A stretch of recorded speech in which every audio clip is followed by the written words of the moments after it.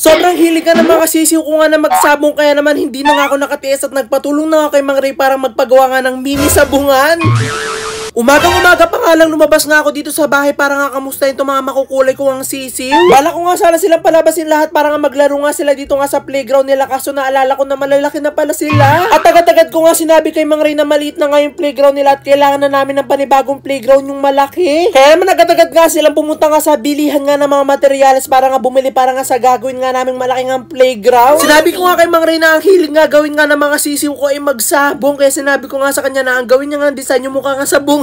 Bumili nga lang sila Mang Ray nga na mahaba nga na color green nga na net na to para nga doon sa gagawin nga nilang arena nga na sabungan. Sobrang excited na nga ako sa gagawin nga ni Mang Ray na bagong playground nga ng mga sisiw ko. At doon nakauwi na nga sila Mang Ray, hindi na nga kami nagpatumpik-tumpik pa at inumpisa na nga namin ang paggawa nga ng sabungan nga ng mga sisiw ko. Agad-agad ko na nga kinuha nga itong binili nga nila Mang Ray na color green nga na net para nga mailatag at maiayos na nga namin ni Mang Ray. At pagkatapos ko nga ito mailatag, agad-agad na mga kinuha ni Mang Ray nga itong plywood nga na tinabi niya nga para daw paggagamitin daw namin. Kapag nga kasi meron kaming mga ginagawa nga nila Mang Ray, tas marami nga natitirang mga materyales, talagang tinatabi niya nga para daw magamit namin sa susunod. At buti na nga lang talaga natabi nga ito ni Mang Ray itong plywood nga na to, kasi kung hindi bibili na naman kami ng bago. Agad-agad na nga namin nilatag nga itong plywood nga na to, kasi ito nga yung magiging latag nga ng sabungan nga ng mga sisiw ko. At dahil wala nga kasama nga si Mang Ray sa paggawa nga na ito sabungan nga ng mga sisiw ko, kaya talagang ako na nga yung tumulong sa kanya para nga mapabilis. Tinanong ko nga kay Mang Ray kung ano nga yung gagawin nga namin, at sabi niya nga daw kailangan daw namin gawin nga pabilog nga itong binili nga daw nilang color green na net. Parang ito nga daw kasi yung magiging haligi nga daw na magiging sabungan nga ng mga sisiw ko, kaya talagang kailangan nga daw natin siyang gawing pabilog. Agad-agad nga kinuha nga ni Mang Ray nga itong sampahin nga namin na bakal at nilagay niya nga dito nga sa gitna na magiging sabungan nga ng mga sisiw ko, kasi ito daw yung pinaka magiging kapitan. Tinatali na nga lang na maigi nga ni Mang Ray nga itong pinaka net para daw maghugis bilog at talaga magbukang arena ng sabungan. At talaga pinatasan ko na nga rin kay Mang Ray itong pinaka haligi nga nitong playground nga ng mga sisiw ko, kasi matataas na nga silang lumipad. Unti-unti na nga natatapos nga itong sabungan nga ng mga sisiw ko at talagang excited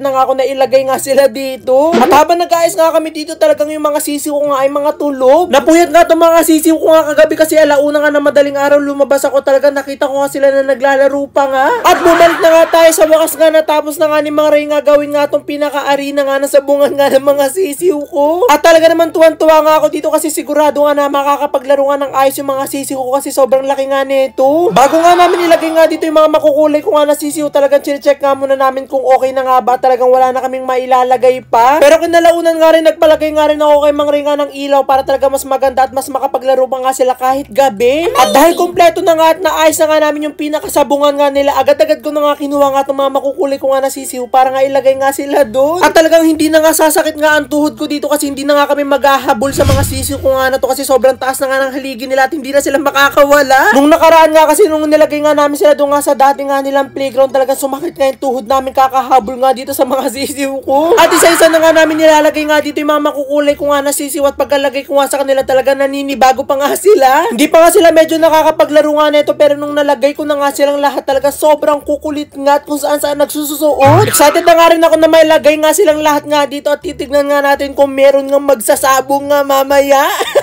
Ewan ko ba dito sa mga sisiw ko, araw-araw naman sila magkakasama, bakit pa sila nagsasabong? Siguro nga hanggat bata pa nga sila talaga nagpa-practice na nga sila magsabong, kasi akala nga nila ilalaban ko nga sila sa sabungan. At ito na nga, unti-unti ko na nga silang nailalagay lahat nga dito nga sa pinakasabungan nga nila. Tignan nyo, unti-unti na rin sila naglilikot at naglalaro. Sa sobrang dami nga namin sisiw, talaga nahirapan nga kami na kunin nga sila doon sa pinakakulungan nga nila para nga ilagay dito, kasi sa sobrang dami nga din nila. At after nga 1,950 times na babalik-balik, sa wakas nakuha na rin namin sila lahat nga sa pinakamansyon nila, at nailagay na rin namin sila dito nga sa kanilang sabungan. At talagang kompleto na nga lahat nga ng mga makukulay ko nga na sisiw nga dito nga sa sabungan nila, at naghihintay na nga lang ako kung meron nga magsasabong. At talaga naman sobrang gandang-ganda nga ako dito nga sa playground nga ng mga sisiw ko, kasi sa sobrang laki nga talaga nakakakilos nga sila ng maayos. Hindi ko na nga rin pinalampas at pumasok na nga rin ako dito nga sa pinaka-playground nga nila, kasi talagang kasyang-kasya na nga ako. Kahit nga siguro mag-camping nga ako dito sa loob, talagang pwedeng-pwede sa sobrang laki nga nitong bagong playground nga ng mga sisiw ko. At pagpasok ko nga dito talaga nagsisimula na nga itong mga sisiw ko nga na magsabong. Kapag nga aksidente nagkatinginan nga kasi itong mga sisiw ko talaga nagsasabong nga sila. At habang nandito na ako sa loob kasama nga itong mga sisiw ko, nagulat nga ako dito nga sa isa ko nga sisiw kasi tignan nyo sobrang laki na nga niya. Sobrang bilis nga rin kasi magsilakihan nga itong mga sisiw ko kaya talagang hindi na nga rin nakakagulat. At habang enjoy na enjoy nga ako sa pag-upo nga dito, mukhang may naramdaman nga ako at mukhang meron nga ako naupo ang ipot. Pero mandali-dali nga akong tumayo para nga i-check kung meron nga ako naupo ang ipot. At sa aking pagdo-double check ako, meron nga ako naupuan nito nga sa wakas wala nga ako naupo ang jackpot. Kaya imbis na umupo na nga lang ako dito, talagang binilang ko na nga lang itong mga sisiw ko at tinignan ko nga kung kumpleto pa nga sila. At dahil sa sobrang hands-on ko nga sa pag-aalaga nga dito nga sa mga kukulay kong sisiw, talagang kumpleto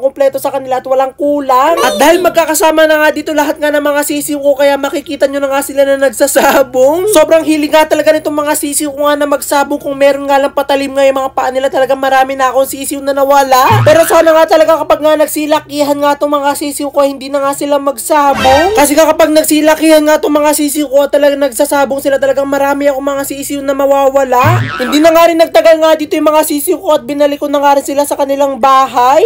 Hala, sabungan niya ng mga sisiw ko, bakit nandyan ka sa loob? Bakit napunta ka sa loob? Ba't napunta sa loob? Aba, sabungan niya ng mga sisiw ko. Tapos na ikaw, ba't nandiyan ka sa loob?